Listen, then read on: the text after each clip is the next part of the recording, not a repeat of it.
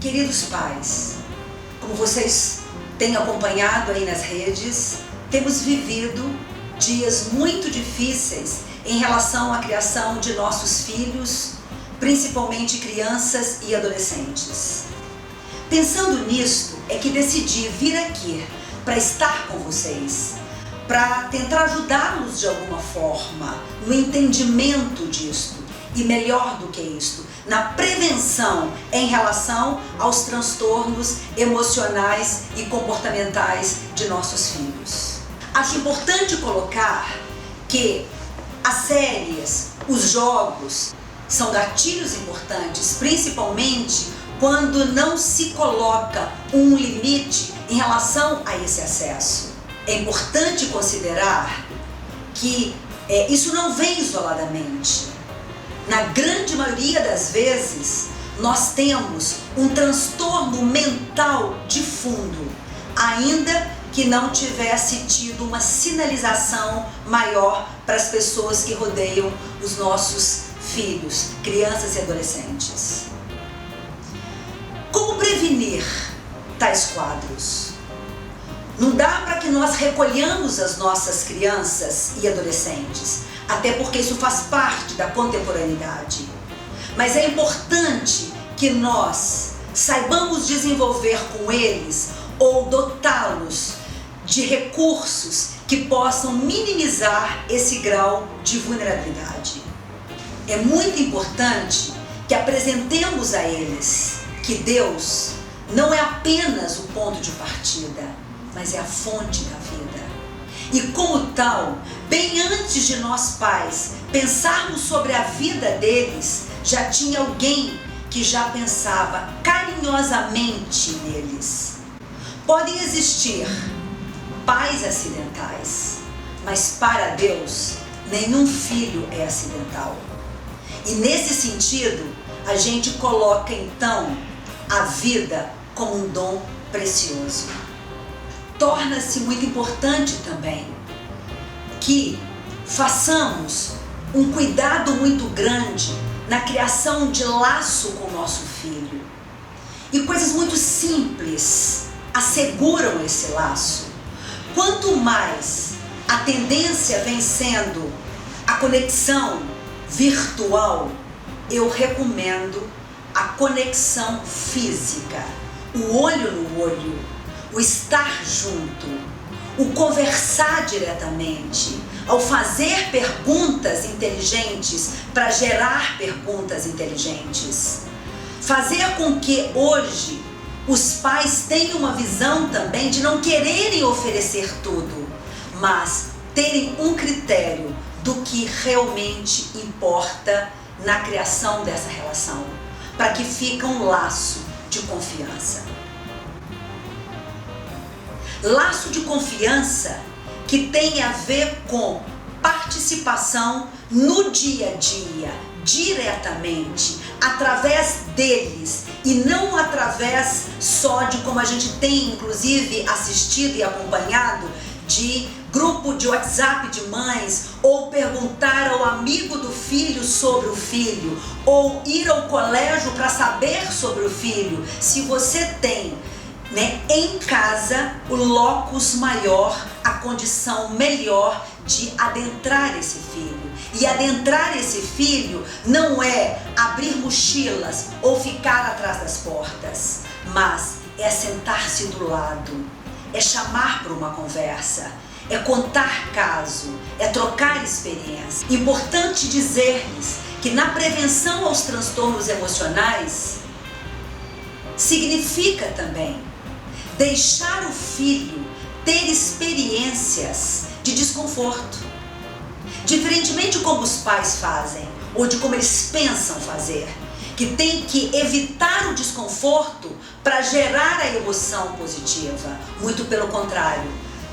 O enfrentamento do desconforto é que vai fazendo com que eles desenvolvam a resiliência. Então não é qualquer mal-estar, ou qualquer desentendimento, ou qualquer decepção, ou qualquer derrota que tem que ser mascarada e eliminada. mas ao contrário, porque é exatamente na experiência da perda aonde nós teremos um campo mais fértil para desenvolvimento de forças. Não é qualquer tristeza que já deva ser considerada uma depressão. Até porque também a tristeza é um estado de humor, como muitos outros estados de humor. Mas se eu me comprometo a conhecer o meu filho, se aquele estado de humor se mantém um padrão consistente por mais tempo, alterando de uma forma significativa a relação dele com a vida, com as pessoas, com ele mesmo, aí sim a tristeza vai assumindo um caráter mais preocupante. Não podemos negar que certos transtornos advêm de tendências predisponentes, mas que para que elas se manifestem é preciso uma combinação de fatores. Se eu tenho o ambiente como um fator decisivo, importante, então que ofereçamos ou que cuidemos deste ambiente para que ele possa ser um elemento favorável e não desfavorável. O ambiente melhor é como a gente constrói esse relacionamento, como a gente apresenta o nosso filho a ele mesmo, como a gente apresenta a vida a ele mesmo. Primeiro através de nós mesmos, de como nós temos também funcionado frente às decepções. Os pais andam muito preocupados em ensinar os filhos as lições do sucesso. E eu tenho para mim que as principais lições são as lições do insucesso. Quando ele vem, como eu devo realmente pensá-lo? Em primeiro lugar, ensinar o filho a relativizar o insucesso, a entender o insucesso como inclusive uma plataforma para o sucesso. Consequentemente, que não tem sucesso que vai durar a vida inteira, até porque a vida comporta desdobramentos. Mas pensar o insucesso como multifatorial, pensar o insucesso não como derivado da pessoa, mas dos comportamentos, pensar o insucesso como derivado inclusive do específico e não do abrangente, pensar o insucesso como derivado também de uma situação transitória e não permanente. Aonde entra a influência das outras coisas e das outras pessoas? Como é importante que nós variemos as estimulações. Uma pessoa que fica no foco de mais tempo e por muito tempo, mesmo que seja um input positivo, isso vai comprometer a saúde emocional. Portanto, na roda da vida é importante que nós variemos o cardápio para que tenhamos também uma abundância de aprendizagens. Eles precisam se alimentar bem e dormir bem. Cuidar da saúde física é um outro ponto também de prevenção aos transtornos emocionais. Daí não está em questão eles quererem ou não quererem. Você é ainda a autoridade para poder fazer uma intervenção na composição desta rotina. Quando algo te devasta, você recorre a quem? Qual é o método de solução que você adota? Sabemos que a ideação suicida, ela vem muito associadamente a um déficit de solução de problemas.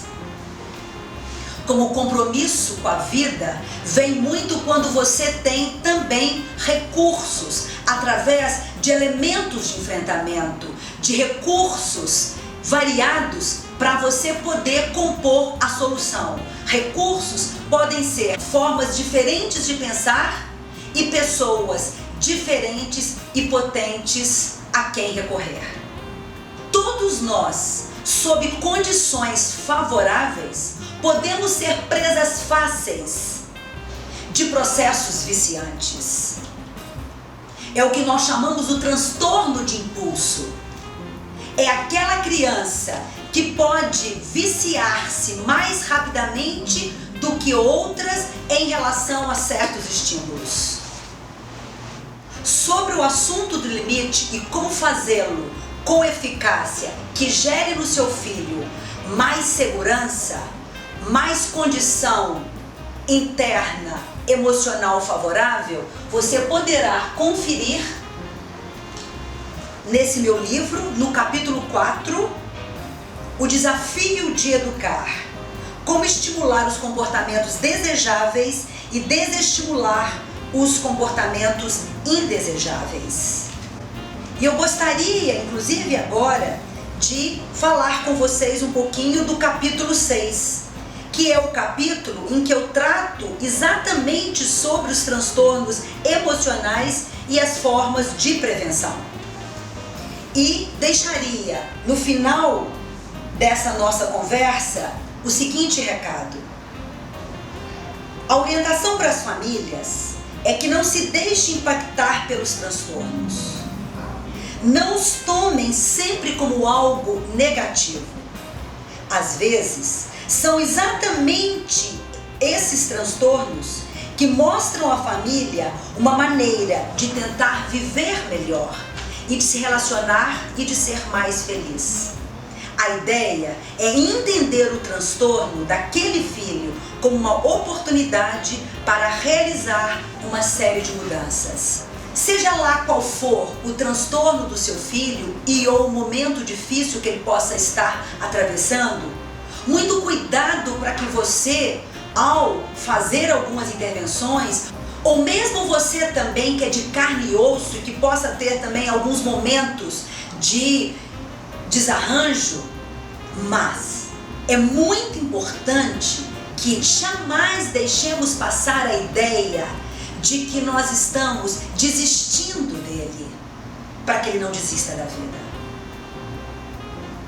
Para ele entender que, seja lá qual for a dificuldade que vocês possam estar atravessando, que há o que se possa buscar e a quem recorrer e com quem contar. É muito importante também que nós cuidemos para que nós façamos intervenções que possam estar permeadas de culpas. Existem mentes que não suportam a culpa. Existem mentes que tendem a se vir muito mais responsáveis do que deveriam. Tem crianças que estão carregando preocupações muito antes da hora. E é preciso então que dosemos tudo isto.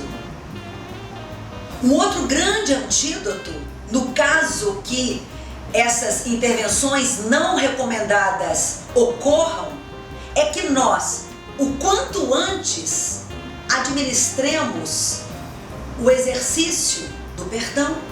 Vá lá, peça perdão por alguma palavra mal colocada, por algum sentimento intensificado. Da mesma forma também, o que irriga boas emoções é poder gerar nova vida com a administração da gratidão.